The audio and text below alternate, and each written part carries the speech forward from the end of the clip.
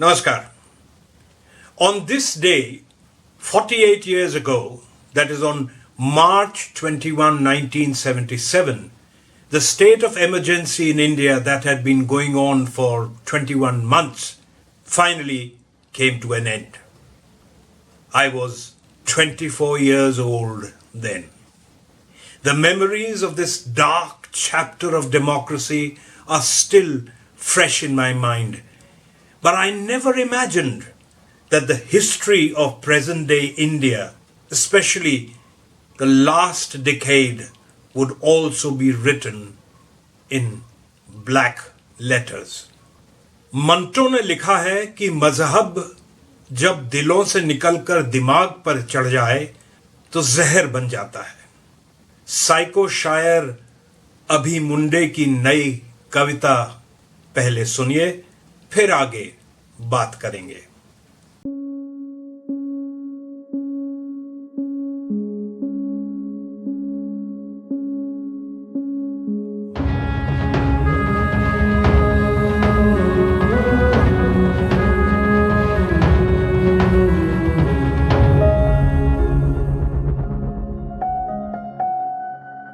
एक नई कविता है. बस इस कविता से पहले ना एक डिस्क्लेमर देना चाहूँगा, ठीक है? तभी जाके ये कविता मैं सुना पाऊँगा अगर आप हाँ कहते हो, ठीक है? हर बार बस क्या कहना है? हाँ. कोई भी एक भी ना आया तो ये कविता मैं सुना नहीं पाऊँगा.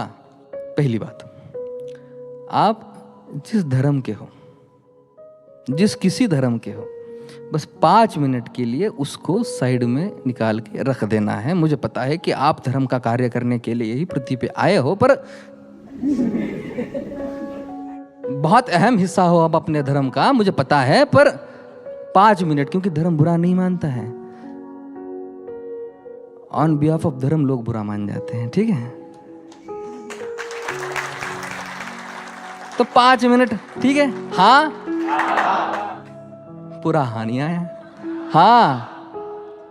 दूसरा, आप लेफ्ट विंग से हो, राइट विंग से हो या सेक्युलर हो, वो भी 5 मिनट के लिए साइड. मुझे पता है आपको पार्टी का काम करना है, पार्टी के आप अहम कार्यकर्ता हैं, आपके बगैर पार्टी चलेगी क्या, रेंगेगी भी नहीं, मुझे पता है. बस 5 मिनट के लिए पार्टी का, बस एक 5 मिनट के लिए हाँ. फिर भी कमा रहा है. हाँ, बढ़िया. पूरी कविता सुने बगैर कोई चप्पल फेंक के नहीं मारेगा. हाँ, बढ़िया, ठीक है? ठीक है, आखिरी आखिरी आखिरी, ठीक है? अब जिस किसी खुदा में, भगवान में, ईश्वर में, गॉड में मानते हो, बस 5 मिनट के लिए साइड में रख देना है. वो बुरा नहीं मानते हैं. आपको लगता है वो बुरा मानते हैं, सारी किताबें खोल को देख लो, वो कभी बुरा नहीं मानते, ठीक है? तो बस 5 मिनट के लिए, बस 5 मिनट के लिए मान लिया. कहने का मतलब इतना ही है कि एक भारतीय बनकर और एक एम्प्टी सा वेसल बनकर, एक वोटर बनकर सुन पाओगे तो सुनाऊंगा. हाँ, हाँ. तो बताओ कि क्या मैं मुजरिम कहलाऊंगा, कि क्या मैं मुजरिम कहलाऊंगा और क्या होगा इल्जाम? सुन रहे हैं ना सब? तो क्या मैं मुजरिम कहलाऊंगा और क्या होगा इल्जाम अगर हरे रंग से हिंदू लिख दूं, भगवे से इस्लाम?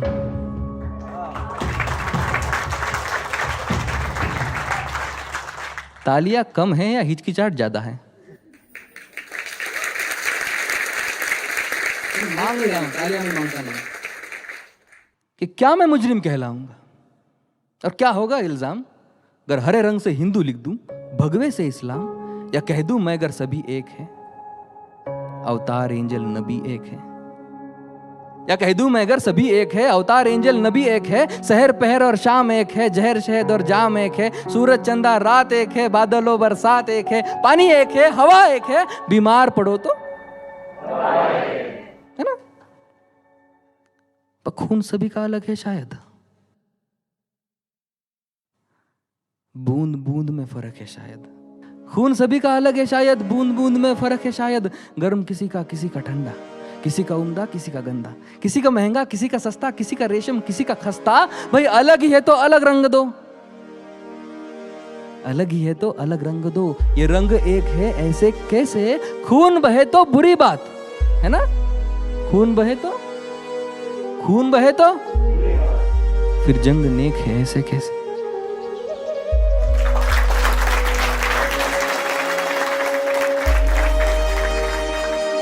या मैं कह दूं कि वो है ही नहीं, कह सकता हूं 5 मिनट के लिए, हाँ। या मैं कह दूं कि वो है ही नहीं, ना था या होगा भी नहीं, तो ना ही मजहबी जंग होगी, ना उनकी वजह कोई रंग होगी। हाँ होगी बहस पर हालातों पर, सब गौर करेंगे बस बातों पर। फिर क्या क्या होगा नहीं पता, पर यकीनन एक उमंग होगी, हर सरहद प्यासी मर जाएगी और माएं बेटों के संग होगी।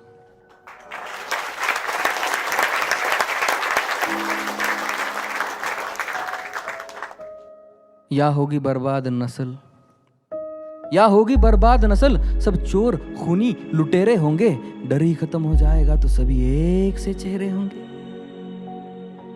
तो मैं कह दूं कि वो है वहां पर, तो मैं कह दूं कि वो है वहां पर, ठीक वही होता है जहां पर देख रहा है हमें वहां से जो दिखता नहीं हमें यहाँ से। बनाया जिसने ब्रह्मांड सारा, सांसों को हमारी दिया सहारा, सवारा हमको बड़े प्यार से, बड़ी उम्मीद और एतबार से, भेजा फिर धरती पर हमको, कहा कि सूरज बनकर चमको, कहा कि मेरा अंश है तुम में, कहा कि मेरा वंश भी तुम हो, मेरे कार्य की भुजाएं हो तुम और मेरा सारांश भी तुम हो। मैं शायद खुद को भांप रहा हूँ जो ये जीवन तुमको सौंप रहा हूँ, दिखा रहा हूँ भरोसा तुम पर, बस बनाए रखना खुद के दम पर। लौटोगे जब तब स्वागत होगा बड़े प्यार से पास बिठाकर, पर अब से दुनिया तुम्हारी है, तुम ही संभालो रखो टिका कर।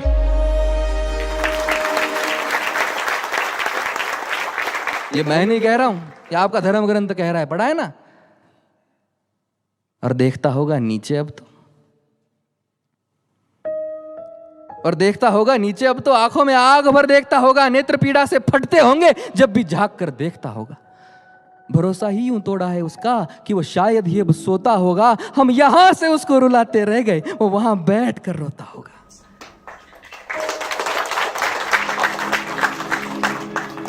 कभी मन करता है कि बुला ले उसको नीचे, है ना, और कहे कि आ नीचे अब आजा भाई रे, आ नीचे अब आजा भाई रे, आ दुनिया को हाथ लगा, यहां सड़ रही है जिंदा लाशें, तू आ और इनको आग लगा। आ नीचे अब आजा भाई रे, आ दुनिया को हाथ लगा, यहां सड़ रही है जिंदा लाशें, तो आ और इनको आग लगा। पर क्या तू सच में है वहां पर, और है तो तेरा धर्म बता।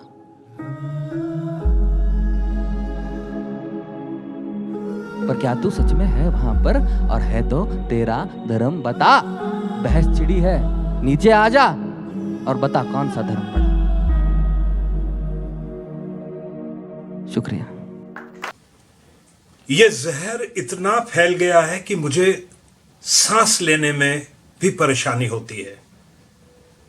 India, the birth place of Hinduism, not the RSS and BJP kind, Buddhism, Jainism and Sikhism has long been a land of spiritual diversity that also embraced Islam and Christianity as integral parts to its rich cultural fabric.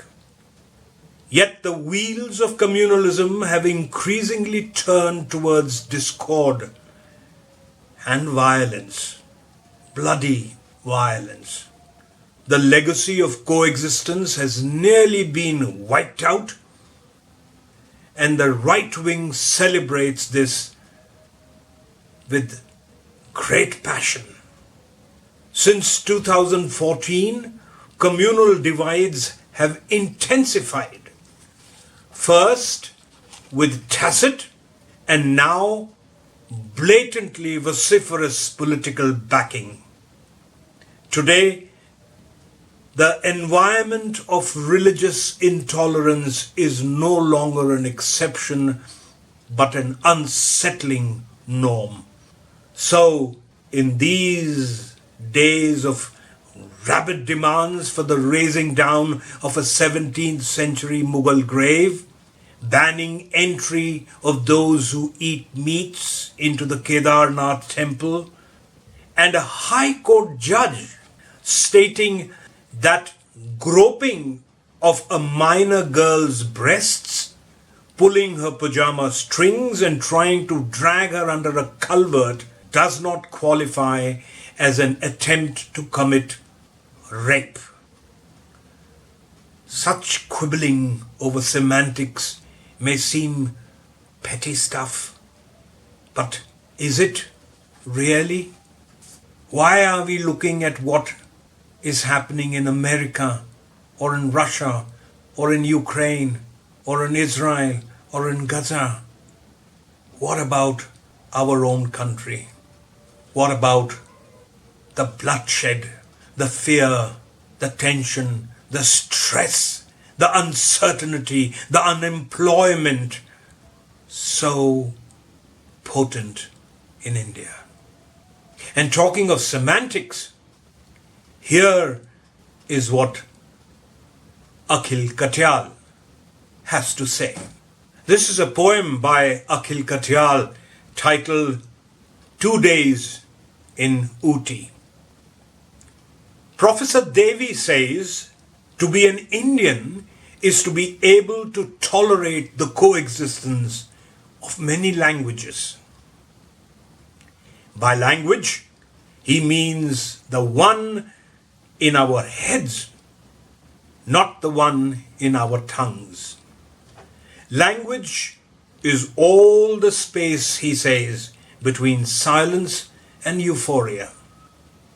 As I walk back to my room, the houses on the hills, which were loud with the sun, so far have suddenly quietened.